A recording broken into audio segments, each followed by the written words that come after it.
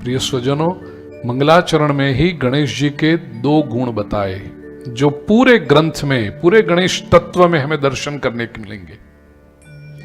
गणेश जी का सबसे बड़ा लक्षण है, सबसे बड़ी कृपा है, वो विघ्न को दूर करते हैं।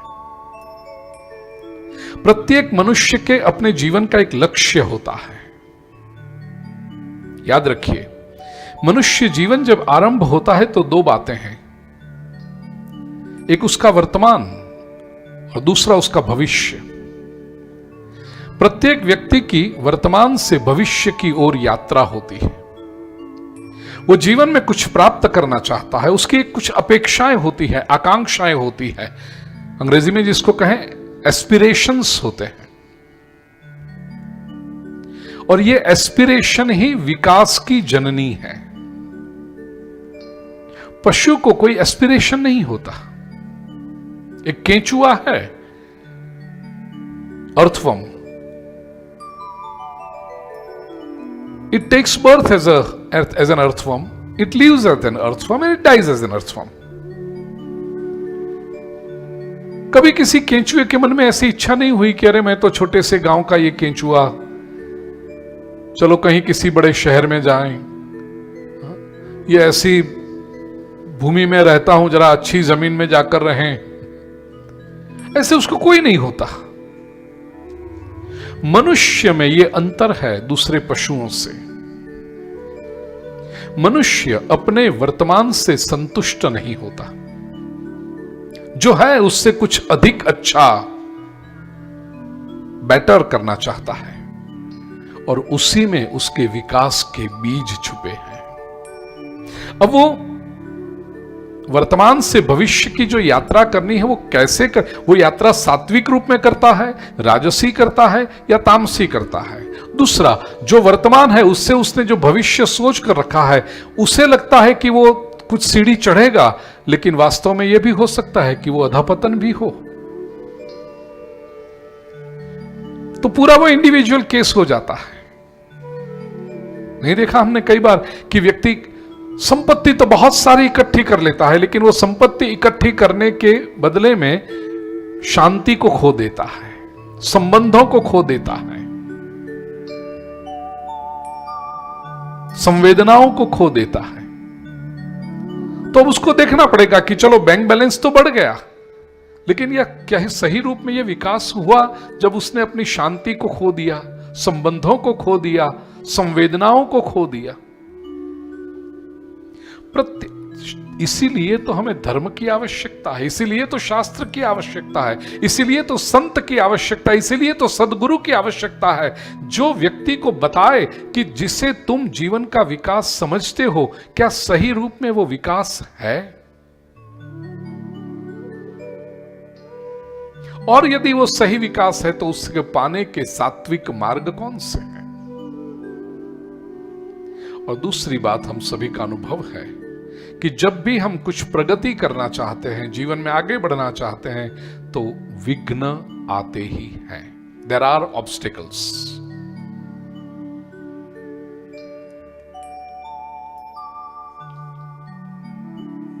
मैं अभी एक प्रवचन कर रहा था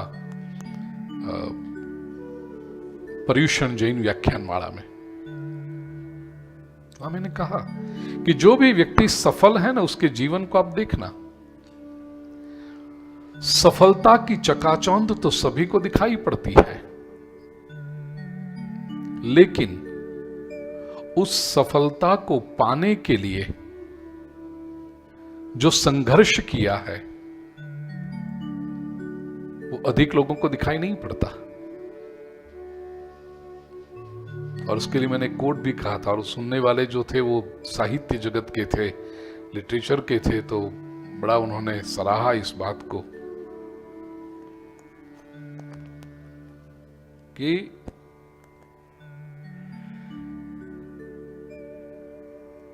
शांत समंदर ने कभी भी कुशल नाविकों का सर्जन नहीं किया है। कुशल नाविक, एक्सपर्ट कैप्टन्स कब बने? जब उन्होंने समंदर में तूफान को देखा और उस तूफान में से नौका को पार जब ले आए तब वो कुशल कहलाए। समंदर यदि शांत ही रहे तो कोई, अरे ऑटो पर रख दो ना, बोट अपने आप चली आएगी किनारे पर। शांत समंदर ने कभी भी कुशल नाविकों को सर्जन नहीं किया है उनका। तो जीवन में समस्या तो आएगी, विघ्न तो आएंगे। उन विघ्नों को हम कैसे पार कर जाते हैं? इन विघ्नों को पार करने के लिए प्रिय स्वजनों दो बातें चाहिए। एक पुरुषार्थ जो हम करते हैं, लेकिन हमारा अनुभव है कि केवल पुरुषार्थ से नहीं चलता, कुछ और एक तत्व चाहिए, और वो दूसरा तत्व है कृपा।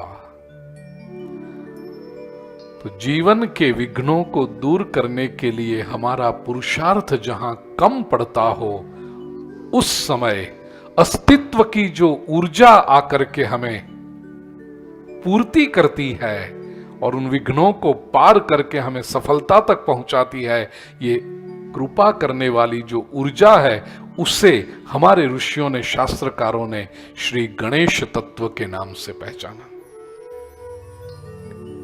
विघ्नराज,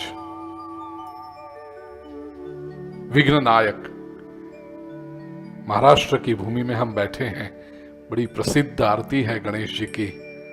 सुख करता दुख हरता वार्ता विघ्नाची, नुरवी पूर्वी प्रेम मुक्ता फलांची, जय देव जय देव। तो सुख करता दुख हरता, समर्थ स्वामी रामदास ने इस आरती की रचना की है। आरती गाने वाले बहुत कम लोगों को पता है कि इस आरती के रचयिता शिवाजी के गुरु समर्थ स्वामी रामदास, और अधिकतर लोग 2 या 3 पंक्तियों का गान करते हैं आरती में। समर्थ स्वामी रामदास ने जो लिखी है 9 पंक्तियां लिखी हैं।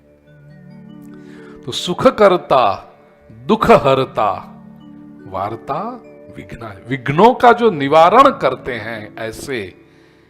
और जीवन में विघ्न जाएंगे तो स्वाभाविक है, सुख आएगा, दुख हट जाएंगे। और दूसरा, गणेश जी की कृपा की आवश्यकता जो हमें रहती है वो है ब्रह्म विद्या प्रदायिने, ब्रह्म विद्या के दाता है। यूं तो समग्र विद्याओं के दाता गणेश जी हैं, लेकिन विशेष करके ब्रह्म विद्या प्रदान करते हैं। सभी विद्याओं की महारानी है ब्रह्म विद्या, सभी विद्याओं का साफल्य है ब्रह्म विद्या में। उपनिषद में बड़ी सुंदर कथा है।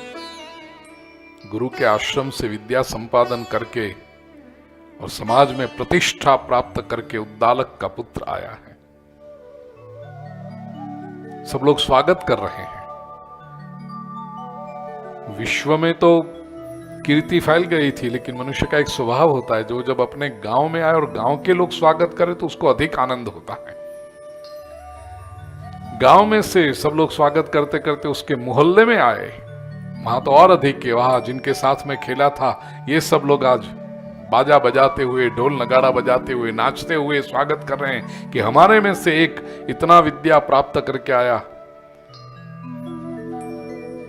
और इस युवक की दृष्टि खोज रही है, मेरे पिताजी कहां हैं? मोहल्ले में जब आकर देखा तो पिताजी आंगन में आए, देखा और घर में वापस चले गए। युवक को आश्चर्य हुआ। उसकी तो अपेक्षा ये थी कि पिताजी दौड़ते हुए आएंगे, गले लगा लेंगे, वो चरण स्पर्श करने के लिए झुकेगा तो पिताजी उसको उठा करके छाती से लगाएंगे, आलिंगन देंगे, वाह वाह बेटा, I am so proud of you. ये सब बातें तो दूर, घर में से आंगन में आए थे, देखा और घर में वापस चले गए। सब स्वागत का स्वीकार करके जब युवक घर के अंदर पहुंचा, पिताजी का चरण स्पर्श किया, पिताजी ने कहा ठीक है बैठो, आ गए बस। This young man from the university did not expect such a cold response from his father. तो कहने लगा, पिताजी आपको पता चला मैं स्नातक होकर आया हूं, मेरे गुरु ने मेरी बड़ी प्रशंसा की है। पिताजी ने कहा ठीक है। राष्ट्र में चारों तरफ मेरी कीर्ति फैल गई है, देखा आपने, गांव के लोगों ने भी कितना स्वागत किया पिताजी मेरा। पिताजी कहते हैं ठीक है। पिताजी आपको कोई आश्चर्य नहीं हो रहा, मैं इतनी सारी विद्याएं प्राप्त करके आया हूं। पिताजी ने पूछा, इतनी सारी विद्याएं तूने प्राप्त की वो तो मुझे पता चला, लेकिन तूने ऐसी कोई विद्या प्राप्त की जो जानने के बाद और कुछ भी जानने को अवशिष्ट रहता नहीं है, ऐसा कुछ तूने जाना? ये भी पढ़ा लिखा था। वो क्या सीखा है उसका तो उसको पता था, लेकिन साथ में यह भी पता था कि उसको बहुत कुछ नहीं आता है।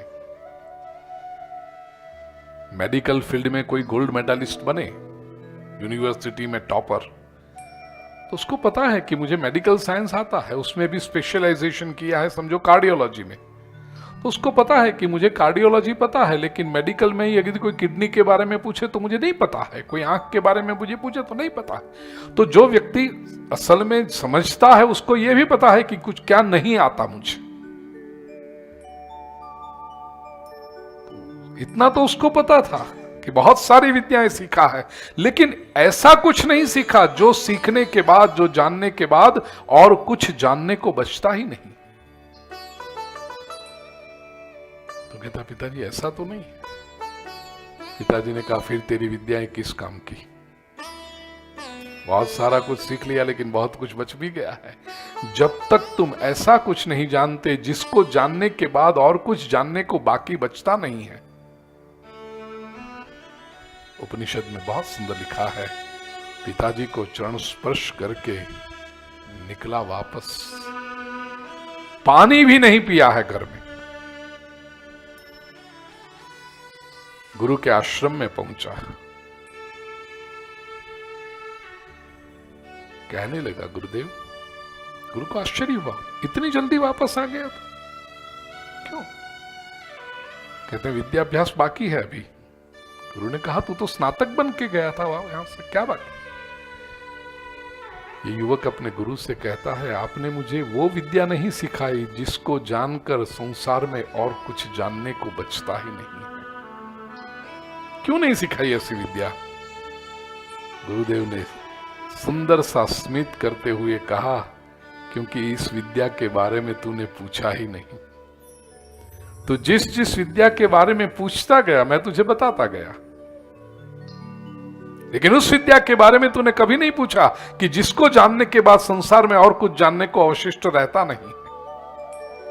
युवक ने कहा अब मैं पूछ रहा हूं। गुरु कहते बैठ, अब मैं तुझे वो विद्या पढ़ा, ये ब्रह्म विद्या है। ब्रह्म विद्या प्रदायिने, जो ब्रह्म, और ब्रह्म विद्या क्या है? जो स्व का अनुभव कराए और परमात्मा का अनुभव कराए। केवल स्व और परम का इंडिविजुअली अनुभव कराए वो नहीं, लेकिन स्व और परम अभिन्न है ये अनुभव जो कराए। अयमात्मा ब्रह्म तत्वमसि श्वेतकेतो अहम ब्रह्मास्मि प्रज्ञानम ब्रह्म। वेदों के 4 जो महावाक्य हैं ये ब्रह्म विद्या है। भगवान गणेश की कृपा के बिना व्यक्ति को ब्रह्म विद्या प्राप्त नहीं होती। तो विद्या प्रदाता है और विघ्न विनाशक, ऐसे भगवान गणेश का दर्शन हम करें